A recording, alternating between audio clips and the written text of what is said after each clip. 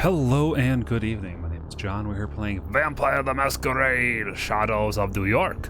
As part of my Steam cleaning series, I go through every game in my Steam library. Eventually, then arbitrarily rate and or review them after a wee bit of playtime. Now, I don't quite know what this game is about because I pick these games out at random. So we're going to hop in together and play this game.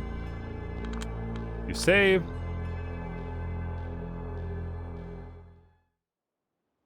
Welcome to my castle. Don't expect everyday logic to work here. It went out of the window sometime after midnight. Maybe earlier. May 11, 10:30. My kingdom is not of this world, you see. It lies far outside of concrete, tangible reality. I've tried to identify the way people reach it, and I'm convinced it has something to do with the moon. I'm gonna just grab this. This. Move that over there. Moonstruck and lunatic, the way I see it, moonlight gives them some subliminal permission to reveal their true selves. And so, whether they let... Oh, it moved past. And so, whether they let the silver radiance guide them to the gates of this place, they feel different. Once they pass the doorstep, they're ready to act out. A dance of horrors and marvels begin. It is 3:31 a.m., so clearly it's around much later than midnight. Welcome to Big Beat Burger. Like a vegetarian burger joint? You're here at this hour, you're not exactly readying up to be a productive member of society. Come tomorrow morning, more likely you're praying that the sunrise never comes. Nom nom nom nom. Insatiable insatiable. I gotta change the settings. Standard. Small. Insatiable children of the night gather round, hoping to bask in the afterglow of tonight's victories, unwind after a frustrating series of failures, or simply fight to keep themselves together at Big Beat Burger. Meanwhile, I'm just sitting here, greedily reveling in every interaction they have. They have no idea that they're only here for my amusement. To them, I'm just a random girl sitting in the corner, not pictured here. But this is my domain. I've been coming here almost every night for years. I know where to sit, where to look, and where to eavesdrop for maximum amusement. I'm basically a voyeur, and unashamed to admit it. It gave me insight about the human condition I'd never otherwise have gathered. And more importantly, a necessary skill set to make ends meet as a journalist. As I write on my crappy old laptop, patiently waiting for the legion of negative voices in my head to get too tired to offer useless feedback, I keep my senses peeled to pick up stories around me at Big Beat Burger. Of course, a lot of regular events such as food fights are... Food fights? Who has a food fight in like a public restaurant? Like, who has a food fight in a public? That's just weird. Aside from my unfortunate tendencies to become collateral damage in someone else's battles. Up to this day, I've had to wash my clothes because of Coke, Diet Coke, Coke Zero, Crystal Coke. No, that wasn't it. Diet Cherry Coke, hot coffee, apple pie, and some sort of improvised honey mustard bob. Every stain tells a different story. That was honey mustard bomb? But I think honey mustard bob is a much worse stain. Sometimes this hobby is exhausting. Sometimes it's disturbing. Sometimes it's dangerous. Although not as risky as back when I wasn't carrying pepper spray. Still, the sights I've taken in over the years here have made it absolutely worth it. I've gotten so many stories, I don't know where to begin. Theoretical breakup, impromptu morning parties. Like morning parties? Like, no, this is mourning. Like as in you're in mourning. Unexpected friendship forged in the fires of senseless battle. A lady in gorgeous... That's not how you spell Givenchy. Givenchy? I don't know. Dress ordering a box to take out chicken nuggets, paying in cash with her hands completely covered in blood. She was asked if she wants a napkin. She said no. Two thirsty macho dudes shamelessly going for it in the corner. Hushed moaning filled the lobby while everyone else around valiantly fights to act as usual and maintain an illusion of normacy. A straight-up kung fu fight between a diminutive cashier and some drugged bodybuilder going through a psychotic episode, trying to break all the windows. The big guy left the joint fully convinced he KO'd himself while the server worker was just standing next to him. Seemed proud of his victory, too. Middle-aged hag getting a heart attack after screaming her lungs out not to let Muslims near her food just because she saw a white girl wearing a hairnet behind the counter. A masked couple robbing the restaurant of 30 hamburgers forced the employees to cook at gunpoint. Police later said those were art students reenacting some hipster book they read. This is life. This is humanity at its worst and best. This is the noise that serves as foundation for my creativity. This is something that keeps me going. This is... Sigh. Hey, Julia. As pathetic as it may sound these days, this is only the place where I feel alive. Ironic that I'll soon become a vampire and not be alive, technically. Sometimes I think of myself as a leech. Foreshadowing? Feeding on those people's stories, emotions, and personalities just because I'm not satisfied with mine. At times I think of my psyche as some kind of crappy postmodern construct that is fundamentally incapable of honesty, but only yearns for something felt and truthful. Does this even make any sense? I look at the screen of my laptop. 3:47 a.m. Only one period in a.m. It's weird. It's a crappy laptop. At this point, I'm almost somnambulic, but nothing interesting happened yet. Feels like all the customers are watching each other tonight, hoping the others to provide a fun diversion. This is my turf, you parasitic D-bags. Next time, go find your own. I think it's time to call it a night. The coffee I always ordered so they don't kick me out is undrinkable. Ugh. I reread the rough draft I'm working on for the last 6 hours. Oh gosh, this is pure trash.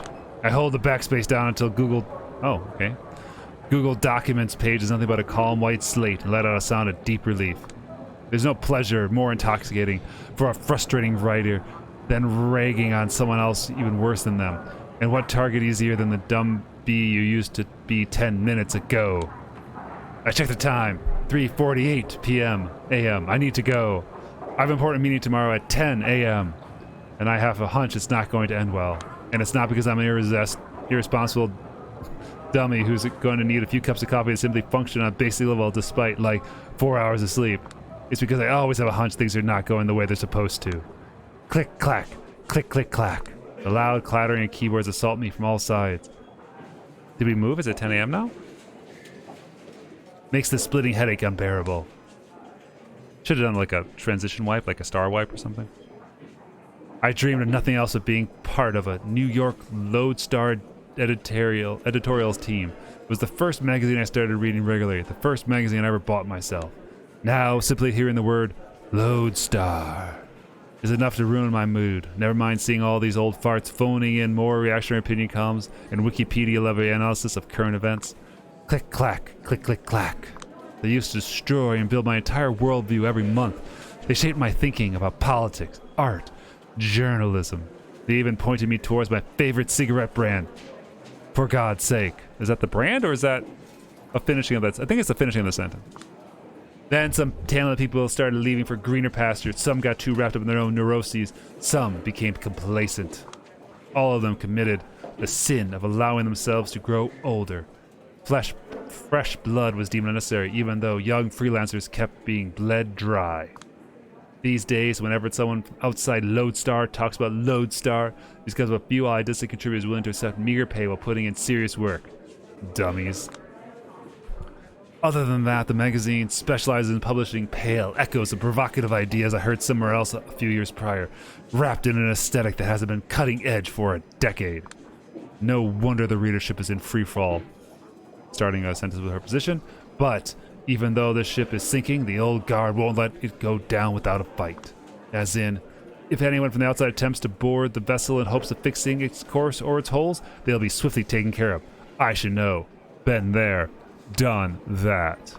As it stands, the only full-time staff member who doesn't make me regularly attempt to cringe my face off with his writing, hey Brian, is Lodestar's editor-in-chief Brian Nug. Nug? The man sitting in front of me right now. Of course, he only has time for editorials these days. A drop in the sea of needs. Managerial duties hit him hard. It's the second time he let out a theatrical cough like this. He said his piece. Now it's up for me to react, and I'm coming up blank. What do you want from want me to say, Brian? I'm pissed off. I can tell you already made up your mind, but you still want to go through the motions. Just to make me feel listened to. Whatever. Let's do this.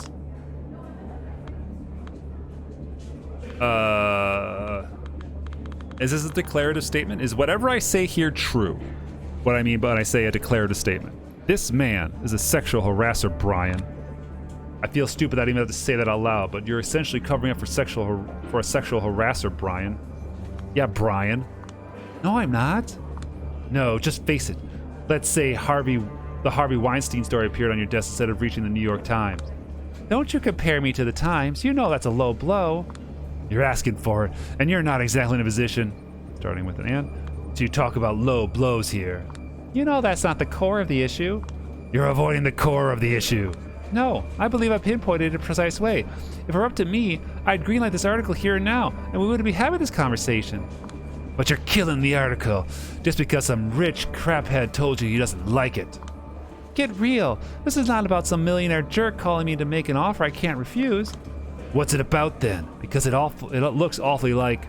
It's about my boss telling me this Alice can't afford the legal action we have already been threatened with. So, millionaire interference. Does she look like the daughter from Beetlejuice? Doesn't she? I gotta say that she does look like the daughter from Beetlejuice. Oh, for crying out loud, Julie. Don't make me treat you like a child. Sorry, this is his voice.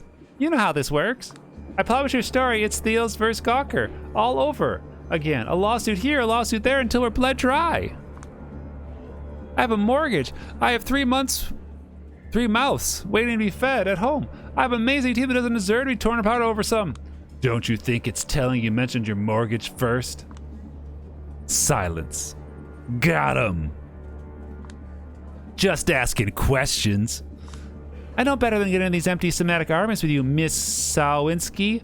You're good at them. The problem is you're still not good enough. Meaning? You're too in love with the weaving a good story and establishing a seductive narrative. Let the facts get in the way. You got enough boring... You've got enough boring suits with no principles on board these days. They're always giving you facts because that's all they can do. I'm using facts as a way to approach some kind of truth. Except facts can blindside you, and Double Spiral has enough facts to water down your story to the point where it makes no sense to publish it. Their HR and PR are working overtime to deliver a convincing counter-narrative, and they're doing a great job. We won't mitigate the damage completely, but we'll put every little thing in question.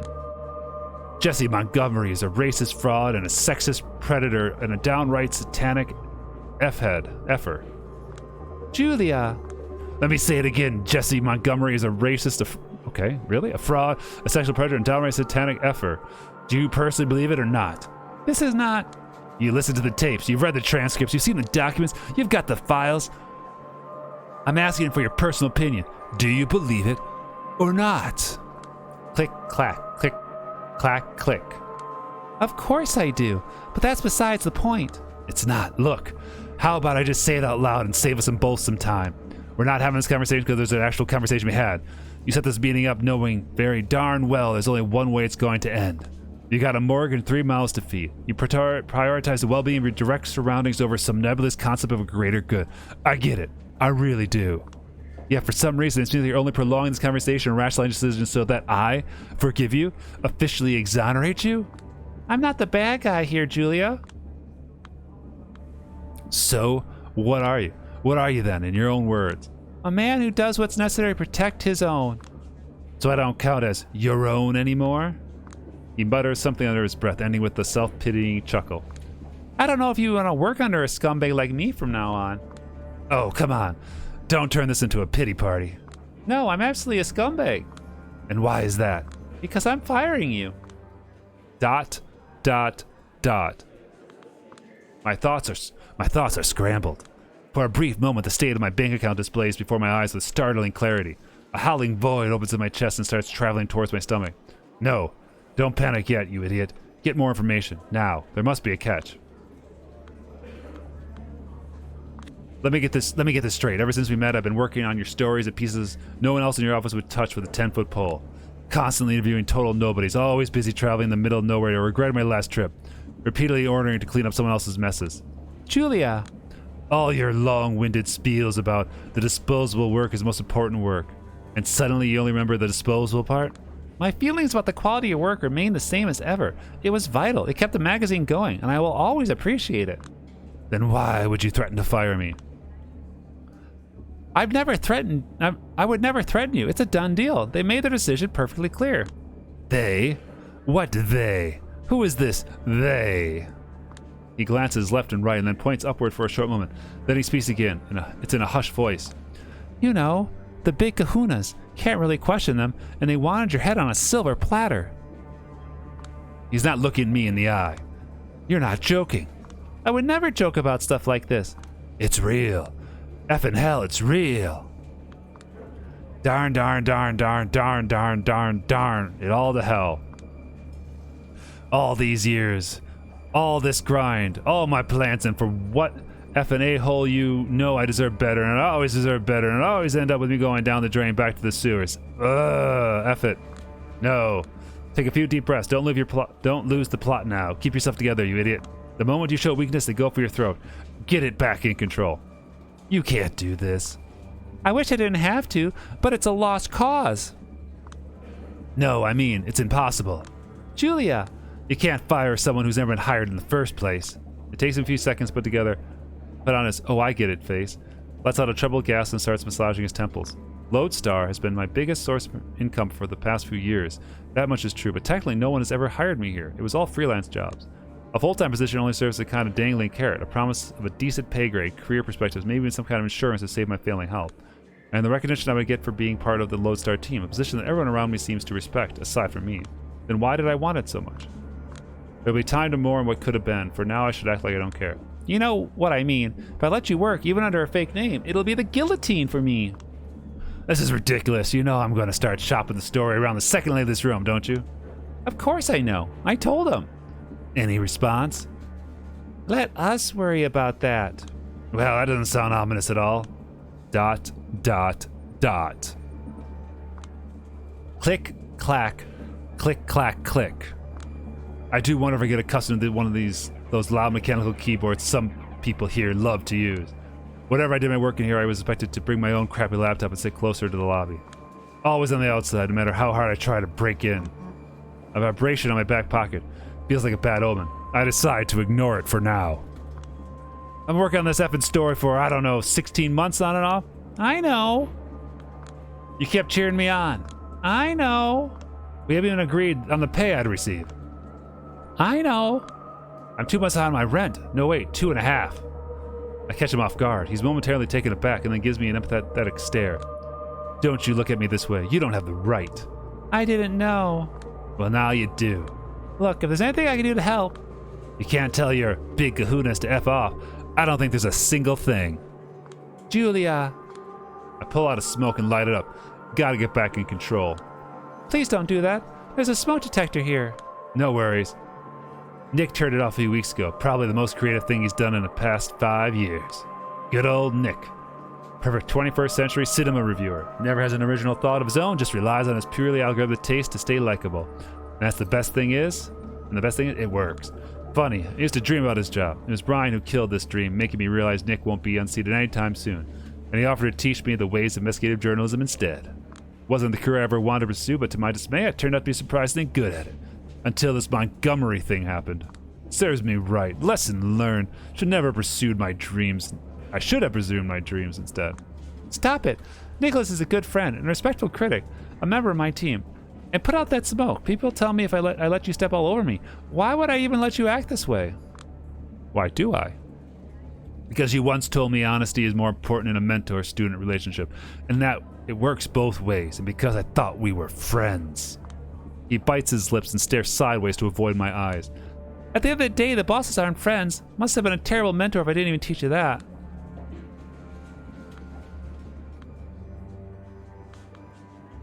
You're still responsible for me. Oh no, you're not getting off the hook that easily. You're still my mentor, and I will make sure you take this responsibility. You're getting rid of me. At least point me in the right direction. I need to get my crap together fast, and I can't do it on my own. Fair. I might have failed as a guy, but I'll do what I can not to leave you stranded, okay? There are options. None of them are a remedy for your troubles, but... Ugh, wait a second. Another vibration in my pocket. Another foreboding feeling. This time, I reluctantly take my smartphone out of my pocket. If it has to rain, why not let it pour? A new email. It's a lengthy one. And the sender? Speak of the devil. No, this can't be. Christ. I got a email from Mila Lopez. He claims she's just been laid off from Double Spiral. Same as, Mike Antoff and Jared Rivera. What? What happened? I'll spare all your insults, okay? The key thing is, it seems that HR knows all the confidential information on my journalistic investigation and used it to shut everyone's mouth. Hell, apparently Montgomery walked up to Lopez as she was emptying her desk and told her to thank me for being, quote, dumb and careless woman. Brian goes pale. I think he has very good reason to. You effing scumbag, you outed my sources. What?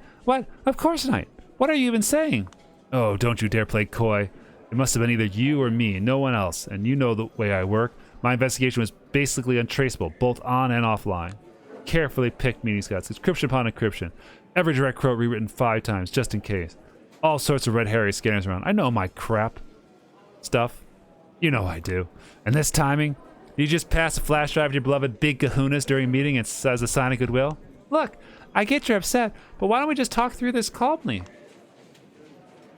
All these endings are cool for this one. Oh, this is where the choices are. Let me do this. Let me go up here. Is this safe? Is this safe? All right, sorry for the no FU. Let's take it step by step. FU. Yeah, you're right. We should F off. All right, sorry for no FU. Fury, double space, takes the wheel, and I'm just here along for the ride. I slashed off by the masking. Can't do anything about it. In a deranged rage, realizing you're just a passenger in your own body feels liberating. Let's just see it all unfold. Calmly. F you, Brian. Julia. I've been paranoid for months and months, acting like everyone I didn't know was an assassin or a corporate spy. I know I had messed up. Not in the way that would have implicated all of them. You G-darn. You thought you'd get away with this. I haven't done anything improper. Don't push the blame on me. So what, you're claiming it's my fault because you're never the guilty one? It's always the bosses, the economy, the obligations you have, and now me. You're being silly. Quit with this martyr BS. Calm down or I'll have to... You immoral piece of crap. You mother effing. Calm down for God's sake. And so it goes. I yell a lot of words I wanted to say for a long time, but held back. I fling a lot of insults I've been workshopping for years, hoping I never use them. I break a few things. And times, for a split second, I see pity in someone's eye. It's going to haunt me for a long time, but at the moment, I don't care. These people know this company has nothing left to offer me, so at least let me take this catharsis. In the end, a security guard has to ask me right out of the building, and that's the end of my journalistic career. I should stop doing voices. I just feel like my world has crumbled into nothing. Dakota. I don't know who this is. I mean... You have every right to. Like, Jesus, if I were you, I would have already broken down into a sobbing mess. I'd love to, but I'm on a subway, far too proud to cry in public, and even now, And? It's stupid, but I feel like someone out there keeps destroying everything I hold dear just to see my reaction. Like it was a prank show, and someone was waiting to record me crying.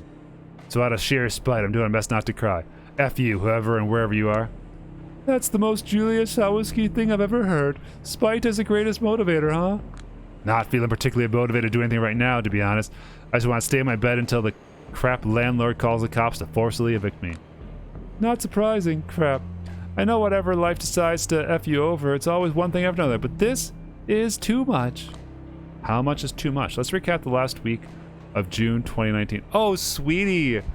June of 2019? Oh, I got some bad news about 2020 coming up, I gotta say. I'm kicked out of my job. Well, that's never been hired. So let's just say my mentor broke every vague promise he ever made to me. A big thing I was working on for a year and a half went down the toilet. It's all useless. My boss didn't protect my sources properly, and now they keep trying to reach me through every possible channel to threaten me or just yell at me. And they have every right to react like that. All my side gigs were shut down. Nobody's replying to my emails. Someone's been dragging my name through the mud behind the scenes at the end of work. I still have no idea who's sending those crappy messages around. I've been asking, but... Listen, don't worry about it. I'm not going to stand idly by and watch you get canceled. Not sure that's... maybe they don't mean cancel culture. Watch you get canceled by some mean-spirited delusional. I said, don't worry about it. I have 3 unread messages from my landlord. The messages previews were stressful enough. A call came from Chicago. Apparently Dad has a bladder cancer. Mom is in hysterics. She go crazy as she heard about my situation. Let her pretend everything's okay whenever she calls. She calls every day, and she just won't hang up before she offloads all her burdens on me, and I can't blame her because we all had to learn to cope with Dad's psychopathic tendencies somehow. I was robbed. All my documents and what little money I had was gone. Don't even know when or where it happened, and it's driving me crazy because I'm always extremely wary of pickpockets. The list goes on. I don't want to sound paranoid, but real feels like a concerted attack. Paranoia is good. Anyway, I know you always handle this topic away, but just remember that if anything happens, my place is your place. You don't have to get through it alone. I keep thinking Dakota's an imaginary friend because she doesn't have a picture. I do, and I've been a trouble magnet, and as self-centered as I may be, I don't want it to affect you. I know. Listen, I have another call. All right, just call me if anything happens. Oh, she's on the phone. No matter how dumb it seems, okay? And swing by whenever you can. I will. Thank you. See you. I put my phone away, exhale, and blankly stare in front of me. Christ. I glance at my reflection in the window. Just look at this idiot. Whenever the situation requires me to dress formally, I still feel a bit like a child cosplaying as an adult. Should have just followed the dress for the job you want advice and continue dressing up like the trust fund kid who keeps partying on Brooklyn rooftops for years without a care in the world. Only after a while that I realize the car is empty. Unnaturally so. I start to feel uneasy, but someone enters my peripheral vision. Yeah, that's not ominous at all. ... And that's the last thing I consciously registered. The world dissolves. When I come to, I'm out of the subway, standing in a back alley I don't recognize. It's pretty dark. My eyes start adjusting. I try to figure out what happened. There's a gun in my hand. Faint silhouette at my feet. It's not moving. Someone stands in front of me, covered in the shadows. Can't fully make out her face, but she's staring at me with visible intent. She speaks. Her voice is raspy and androgynous. Her tone, hateful and mocking. Aren't you a nasty one? What's going on? Who are you? Don't play coy. My mind goes blank as I look at the ground. There's a body riddled bullet holes, and I recognize who it was. The corpse lies to Mike Antonoff, one of the double spiral whistleblowers. My source. He was just threatening to get back at me a few hours ago. Before I can even feel the tiniest bit of compassion, I face a tale of realization. They will think I'm guilty. Oh my god, am I guilty? How is this real? What have you done to me? You've done something to me, haven't you? Back in the subway. That was you, wasn't it? A man is bleeding out at your feet, and you're turning this around on me somehow. I haven't done anything to him. Again, don't play coy. You knew him. He was mad at you. You started telling him sob stories about your situation. He wasn't having none of it. You got mad. Things escalated. He died. This isn't true. It's plausible. That doesn't make it true. Or does it? This is just a nightmare. It doesn't even make sense. It must be a dream. If this isn't, the person in front of me must be responsible. There's a faint voice in my head screaming that it's her world. That I'm just living in it. What the F have you done to me? Nothing yet. But I'll do what I can to get you locked up for life. This is murder in the first degree with special circumstances. Her detached voice and nonsensical tone only reassures me this can't be real. I refuse to believe it is. Before I even manage to think this through, I point the gun at her. If I did murder him, you wouldn't be acting like that. You wouldn't be standing in front of me. You'd be running away, calling the police, begging for help, yelling that I'm a psycho. Oh, you are a psycho. But I'm not a coward. I won't let you walk out of here alive. This doesn't make a single lick of sense. Tears well up in my eyes. Why are you doing this? Because sometimes one has to confront what they're really made of. There's no two ways about it. She's got to be nuts. Slowly but surely, she starts walking towards me. Stop right there, or I'll shoot. Go on. It's the only way you can get off the hook, isn't it? The only way you can survive. But you will definitely prove you are the monster I claim you are. What the F is this tone? So controlling, inauthentic, patronizing. I'm serious. For your own sake, you better be. She keeps getting closer. Maybe I did kill Antonov. Maybe I don't deserve to live. Maybe it's less tiring to live. Maybe I should just let her take care of me. Maybe I'll just wake up. Or maybe this is insane reality needs to be rejected as violently as possible. Maybe a world that wants to destroy me deserves to be destroyed. She's right in front of me. It's now or never. Shoot her. Close my eyes and squeeze the trigger. A loud bang echoes through the alley. I'm afraid to look what I've done. I've been to a shooting range once and felt absolutely horrified by pistols. Such a small thing, but it can easily puncture a hole in the fabric reality it's made of. Never known to be able to use against another human being. The very thought makes me want to puke. You were a right choice, after all. I'm so glad. You haven't allowed yourself to break, but you've crossed the line I need you to cross. There's a silent flame in you that could become an inferno if left unchecked. I sure hope it will. She's still alive. Her voice is coming from behind me. She puts a hand around my waist and her cold mouth touches my neck. I can feel my shirt getting violently torn off. I don't understand, but I'm too dazed for a test. That was your final test. Congratulations. You have proven yourself worthy. I feel something sharp sliding into my neck. It's not too painful, just startling. Think, a doctor pushing a needle in your vein without a proper warning. Then it hits me. Pure bliss. Then dopamine receptors I consider completely fried until now suddenly recover and start bombarding me with pleasure I've never known before. I finally let the tears go. They come flooding. They've been waiting for years. It's such a relief. Is it raining? I feel like I'm in the middle of a deluge, and at least wash away all my fears, all my sorrows, all my anger, all my pain, all my ego. I become one with the world and the woman behind me. She's holding me tight, making me feel like the only important thing in this world. Everything else blurs. I feel something intense towards her, something I've never felt before. Is this love? I hope it is. This is not you, his familiar, cynical voice in the back of my head. But it's okay. Never felt particularly fond of me anyway. New York, you're perfect. Oh, please don't change a thing. He who laughs in the shadows always has the last laugh. Hallelujah, praise be. When everything is cliche, nothing is. Isn't that ever distinct utopia I've ever chased all along? People on the other trains, hoping you're doing fine. God, shut up and just enjoy it.